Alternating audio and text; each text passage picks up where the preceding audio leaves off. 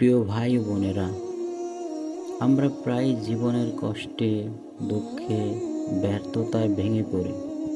মনে হয় সব কিছু শেষ হয়ে গেছে, কিন্তু আমরা ভুলে যাই আমাদের একজন আছে, আমাদের আল্লাহ রয়েছে, যার রহমত কখনো শেষ হয় না।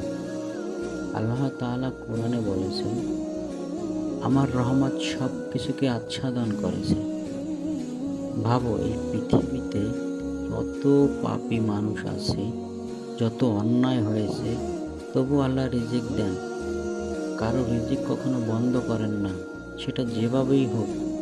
বৃষ্টি দেন, ক্ষমা করেন, এটাই তার রহমত। যখন আমরা গুনাহ করি, তওবা করে ফিরে আসি, আল্লাহ বলেন, হে আমার বান্দা, তুমি যত গুনাহই করো না কেন, যদি তুমি আমার কাছে ফিরে আসো, আমি তোমাকে ক্ষমা করে দেব। কত মায়াময়, কত দয়ালু আমাদের আল্লাহ। তিনি আমাদের মায়ের চেয়েও বেশি দয়ালু। ভাই ও বোনেরা, কখনো হতাশ হয়ো না। তোমার জীবন যত অন্ধকারই হোক না কেন, মনে রেখো, আল্লাহর রহমত সব অন্ধকার ভেদ করে আলো নিয়ে আসে। তুমি শুধু একবার আল্লাহর দিকে ফিরে চাও, তুমি দেখবে রহমতের দরজা তোমার জন্য খুলে গেছে।